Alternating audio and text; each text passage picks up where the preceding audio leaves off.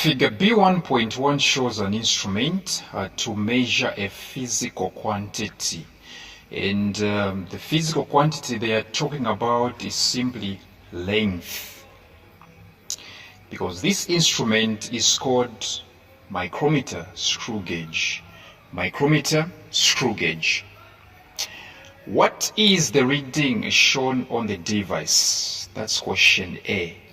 What is the reading shown on the device? So what you need to do, you just have to find sleeve scale reading.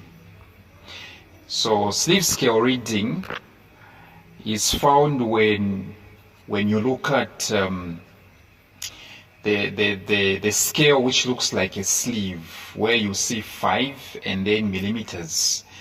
So how do you find the reading on the sleeve scale? It's very simple. You simply pick the last line which comes before the thimble scale. Remember, we have two scales here. A sleeve scale is having 5 then millimeters, and then a thimble scale is having 20, 25. So there is a line which is coming before the thimble scale. Yeah. So how do you know that line? You simply do this. You start from 5. From 5, there is a line which is down there. It's pointing down. This line is 5.5. Then we go up, it's 6. We go down 6.5. We go up 7. Down 7.5. We go up 8. So the reading before the thimble scale is 8.5. Yes. 5, 6, 7, 8. Then down there 8.5. So you keep it 8.5, 8.5. Then looking at the thimble scale, you're going to realize that there is a line which is coinciding. There is a line which is coinciding. There is a line which is penetrating from the sleeve scale into the thimble scale. That line there. It's 2 lines after 20th mark of the thimble scale. 2 lines after the 20th mark of the thimble scale. So that line is definitely 22. That line is 22. Yes, you can see 20 there, 21, 22, 23, 24, 25. So that line is 22. So for those of you who don't know how to handle this, just get 22 multiplied by 0.01. Multiplied by 0.01, because these are millimeters. If at all we are talking about centimeters, we would have done 0.1. So this is you just do 0.01. Okay? Yeah. So the answer is 0.22. 0.22. So get your 0.22 and add it to the sleeve scale, the 8.5 that you found.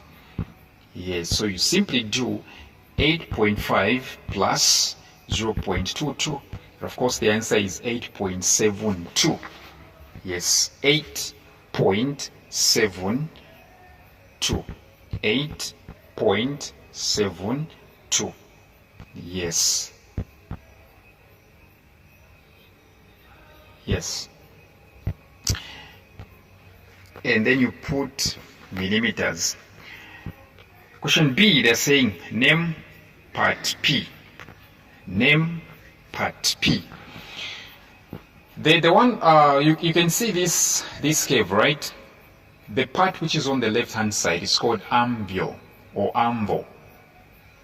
But P is spindle or spindle. S-P-I-N-D-L-E. So P is spindle. C, what is the function of the part labeled E?